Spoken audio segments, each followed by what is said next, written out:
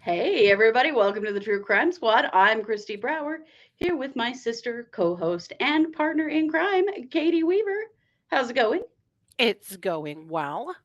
I'm glad Absolutely. to hear it. What's that you say?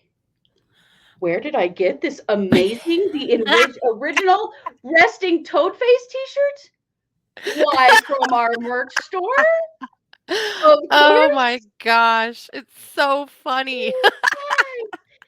If you know, you know. If you don't know, this is my own kind of embarrassing, but mostly hilarious um, interpretation or of what Chad Daybell looks like in court, which is this.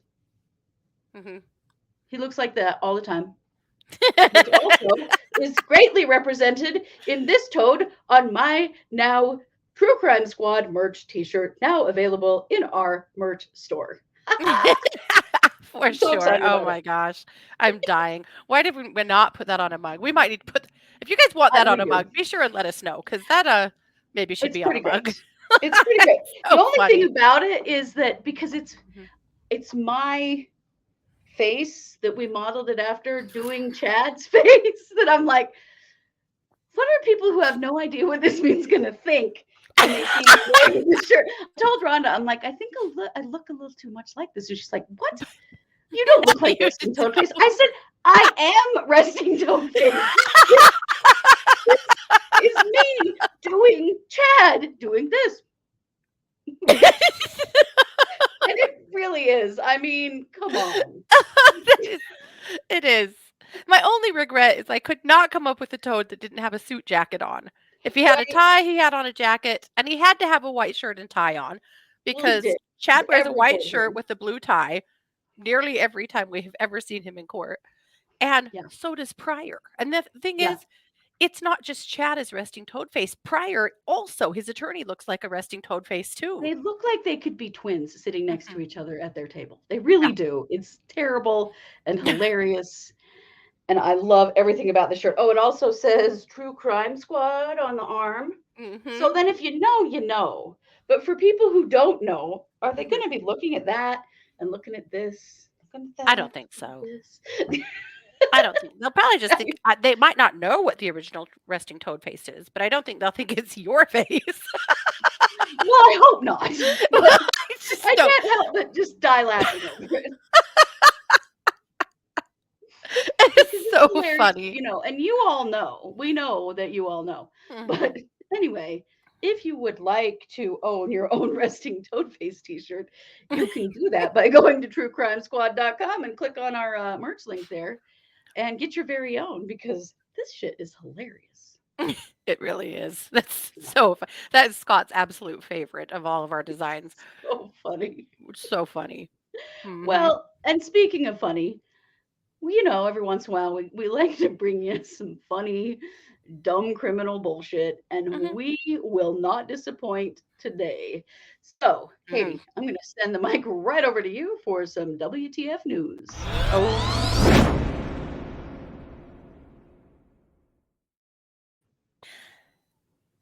If you're driving down the highway at a high rate of speed and a Okay. car comes at you, clearly on the wrong side, uh, Ooh. and almost runs you off the road, what do you do?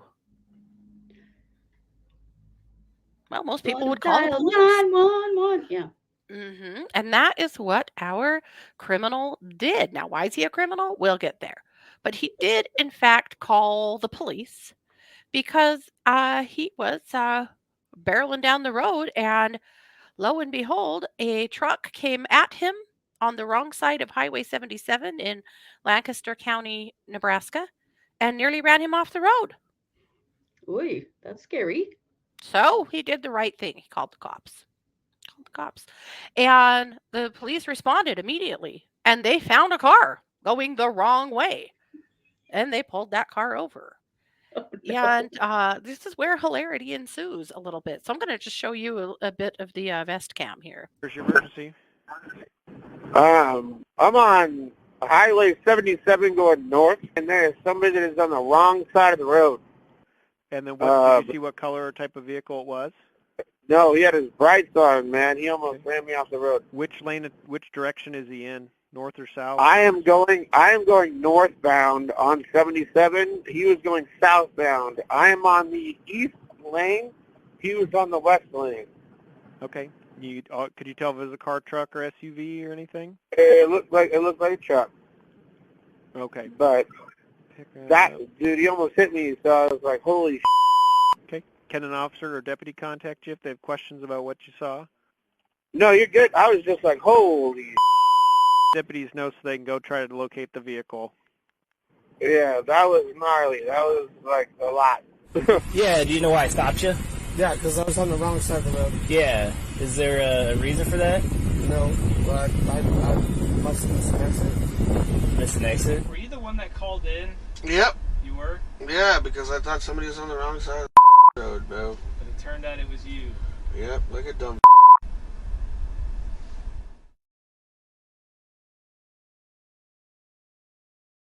Oh my God! I'm so glad he didn't hurt anyone. But how drunk do you have to be to think that the other guy is the one on the wrong side of the road when it's you? Oh my God! What he says to the cop. Yep, was me. Like a dumb fuck. Yeah, you think? Pretty sure that's true. I mean, at this point, all you can do is fess up. I mean, you've alerted the police to yourself, so. So, and this video was actually posted on the sheriff's Facebook page.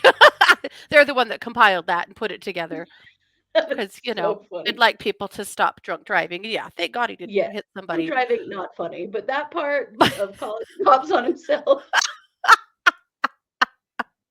That part's funny as hell. Yeah, we'll take it. We have our dad's brothers are twins. Two of his brothers are twins. Mm-hmm. And they are really funny guys. And they've always told this joke. One of them lives where Christy lives, and the other one lives roughly in my town. And so you have to, drive on the highway to get to each other's houses. And my uncle always tells this joke that he calls up his brother and says, "Hey, I just heard on the radio that there's somebody going the wrong way down the highway. So be really careful while you're driving up here." And he says, "There's not one. There's a bunch of them." Oh, no.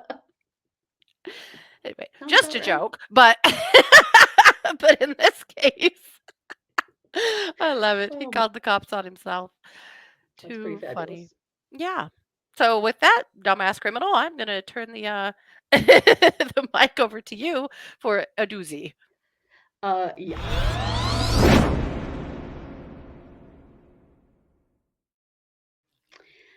We've done some talking lately about dumb things to steal. If you remember our episode about the dime heist recently, where the guys that stole like $230,000 worth of dimes from a truck that was delivering for the U.S. Mint, and what a fucking disaster that was, and how even though they've now been arrested for it, they never even spent most of them, because how in the hell are you supposed to do that? Well, I have some more questions for you. What would you do with this guy right here? Oh what gosh, looking at? I think I'd leave it right there. That's what I do. An 18-karat gold art installation that is an actual working toilet. And it's solid or it's plated? Solid. Solid. It is solid 18-karat gold. Some people have too damn much money. Yeah. Wait till you hear. There's so much about this that's so funny. Okay. So this was an art installation by an Italian conceptual artist. His name is Maurizio Cattelan. And it was part of an art installation that he called America. Well, this artwork particularly was called America, and it is meant to excuse the hell out of us. It's supposed to represent the American dream. It was originally housed, no shit. It was originally housed at the Guggenheim. No pun intended. Yeah, or maybe, I don't know. So it was housed at the Guggenheim, and it was set up as an actual working toilet in a real bathroom. And you could get in line, and you were only allowed 3 minutes if you went in, but you could go use the golden toilet. Because, the American dream, everybody gets to sit on a golden throne. I don't know. About 100,000 people used it while it was housed at the Guggenheim. Okay.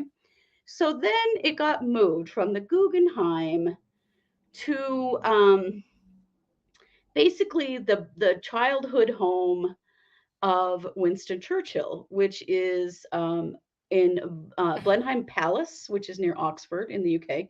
And it's like an art museum now. And this is the house where Winston Churchill was born, but now it's like an art museum.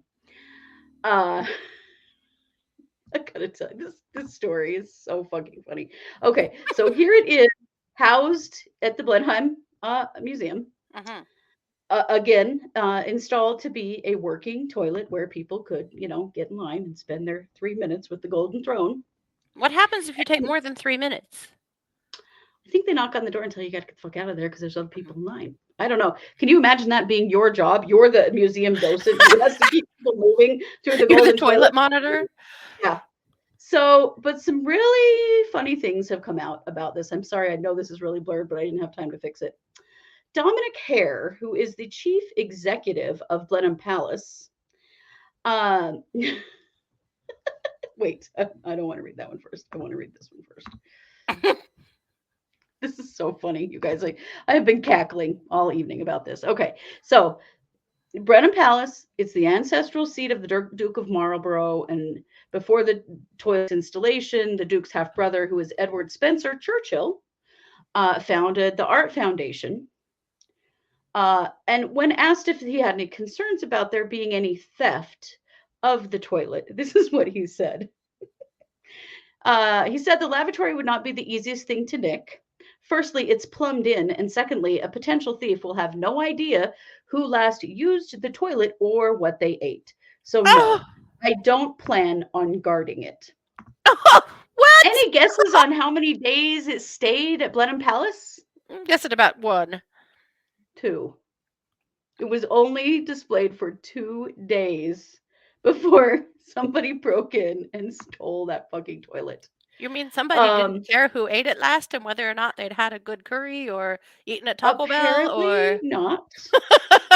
Dominic Hare, who is the chief executive of Blenheim Palace, said at the time that he hoped the pointless act of stealing it would immortalize the work. He added that it was deeply ironic for the work portraying the American dream and the elite object made available to all was instantly snatched away and hidden from view.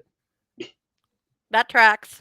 Yep, that tracks. The artist, when he first heard about it, first said, who the hell steals the toilet? And then he remembered it was made of 18 karat gold. It's worth $6 million.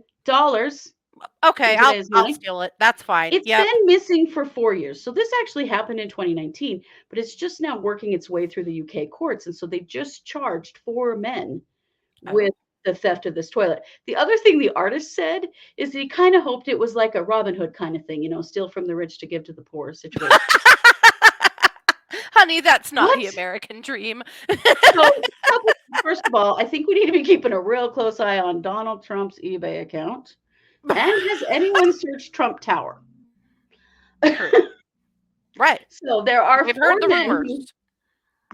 There are 4 men who are now charged with it. They have their first court appearance coming up on the 28th of November. However, there is no sign of the toilet. And the police in Oxford are pretty much like, we kind of doubt it even looks like a toilet anymore because what the hell are you going to do with a gold toilet that's worth $6 million? Other than, clean it real good and then melt it down, right? It's got to have been melted down. It has to have been, yeah. What else? I mean, Donald Trump is about the only person on the planet I can think of that would even buy it. Maybe Putin? Would Putin want to? He probably has golden toilets too, but it's just the most it's so funny because that really puts the poo in Putin, It does really put the poo in Putin. And it just, that's what the golden dream or the American dream is to have a golden toilet. I hate us even more right now, honestly. The irony is hilarious, but this story absolutely cracked me up. Also, it was plumbed to the wall, and so they caused a bit of a flood and a Oh, water disaster in this art museum because they oh, just kind of yanked her out of the wall and left. sure. Well, But that's my God, terrible. even 4 people. Originally, there were 7 people suspected of this. Which, can you imagine how many people it took to carry that thing? But What it must weigh? oh, it must have been insane. But seriously, Yeah, how hard could it have been to cut it apart and forge it down into and melt it down into ingots and then sell those? I mean, that wasn't I'm hard. I'm sure that's probably already occurred because I mean, there's it no was way it hard, but still it wasn't. exists in this form, unless somebody is really that dumb that they would just install it in their own house until the dust settled. But come on, I don't fucking Churchill. know. How Uh, privileged do you have to be to think that somebody wouldn't steal something worth $6 million just because right, you didn't know who shit in it last? Are you kidding me? right. That statement killed me. So they weren't going to put a guard on it, and it lasted 2 days. Do you think they all took turns using it before they stole it? I don't know. No, they took it Has home and used it anyone then. ever been to the Guggenheim or even Blenheim Palace? Did you ever get to use the golden toilet? I would love to hear. Please comment Do tell. where you can. We would love to know. The fact that it was an actual working toilet that people were, lining up to use is the funniest shit I've heard in a long time. That's quite the art installation, truly. Yeah, it is. And Mhm. with that, Katie, I think you're going to wrap us up with some more WTF news. I really am.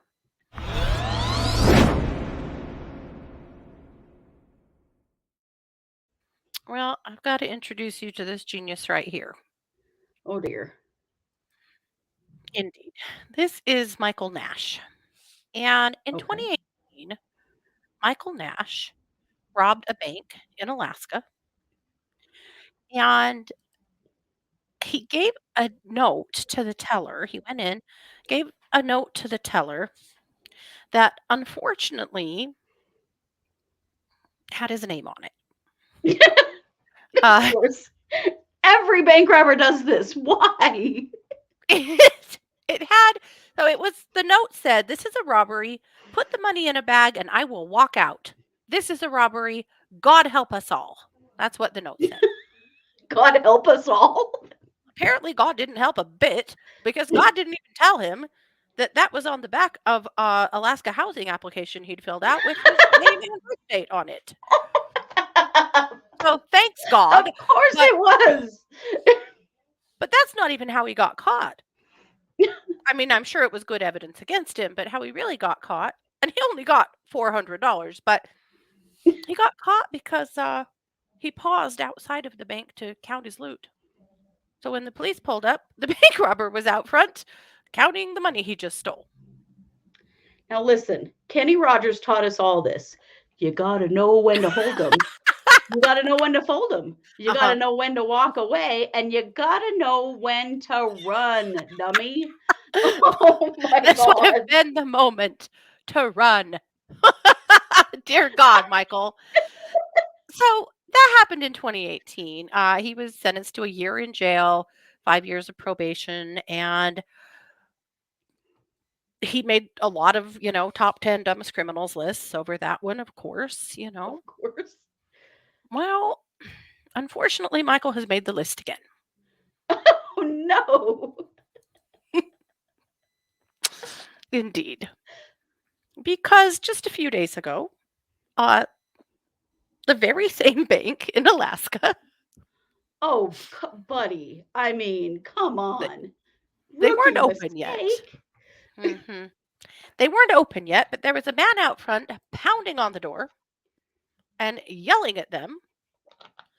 And so a manager came to the door and told them, we're actually not open yet. And he stood his ground and refused to leave. And he passed a note through the locked doors. So he was outside of the bank to a bank supervisor. The note said, "This is a robbery. And he's locked outside. Put the money in a bag and I will walk out. This is a robbery. God help us all." Both times. This time Dude, the note, God. he learned a little. This note did not have his name on it. But he was outside of the locked bank trying to rob them. Just didn't have to So unlock the door, and that was it. the bank has a secondary locking mechanism security system in place. So they went ahead and locked that one too, just to be sure. And they called 911. And Michael just continued to loiter out in front of the branch. And a security officer was like, dude, you haven't done anything yet. Just leave. Just get the hell out of here. And he refused.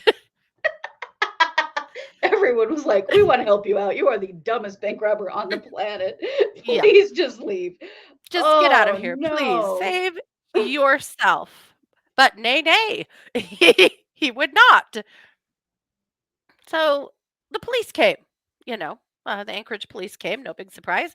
And when they put him in cuffs, he was in the back of the patrol car. He kept saying things to the police about this was not his first time robbing a bank. Well, honey, this wasn't the second time you didn't rob the bank. No, sure wasn't.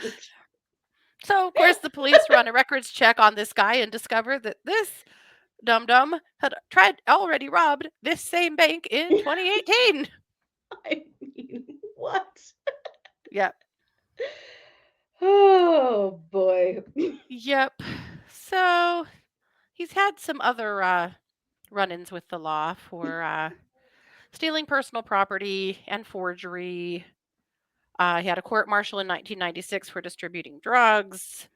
These aren't his first forays with the law, and he's now looking at a lot more time because this was a second offense. But, Michael, what the hell are you doing? The same bank?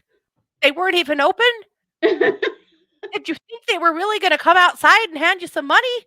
Like, come on, man. Drugs are bad. Drugs are bad. you got to slow it down, bro. Yeah. Yeah. So there you have it. That's the best story. That's one of my favorite bank robber stories ever. And I have a long list because stupid bank robbers are a dime a dozen. That's what you can buy with all those stolen dimes. That other kid that wrote his ransom note or his demand note on the back of his birth certificate. Remember that one? Yes. To prove a point to his girlfriend. And no one was ever sure what the point was. But the point made was that he got arrested. But yeah, there was another one that did it on the back of his own deposit slip. And then another one who's got $1,400 out of a Wells Fargo, walked around the corner, put his ATM card in the ATM, and deposited the $1,400 into his account. That guy didn't even get out of the parking lot before he was arrested. This is some low IQ stuff. Oh my God. This is just want money. That's money place. So they're just right. It totally is. I can't believe he slipped the note through the locked door. I'm sure the bank manager was like, do I even call the cop? Like, what the hell? The security guard, please just leave. Like, you don't need to get arrested for this. Just get out. Here. No, man, I'm getting my money. Oh, my God. Oh. So there you have it. We need a reprieve from the really painful and sad and serious true crime with some of this shit. It's the best.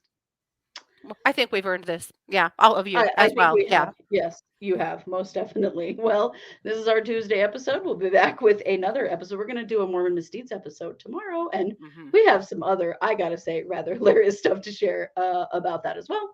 And then we'll be back Wednesday night, of course, for case updates. Our case updates live stream at 7 p.m.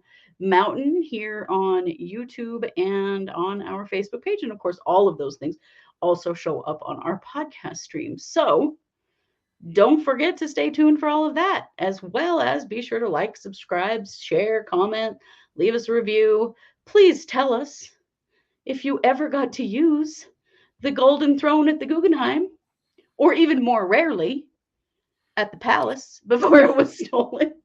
We want to hear all about it. Was it cold? Like, how did this work? Did you take your whole 3 minutes? Did anyone take more than 3 minutes? And what happened? Yes. Was there like a monitor there? Did they like unlock the door at 3 minutes? Like, what the hell? How did they do this? Did they Anyway, have we're the all toilet we're wired very to shock you? Like, what happens? right. It could be anything, really. Mhm. And with that, you know it. We are the True Crime Squad. Thanks for being here. Take care.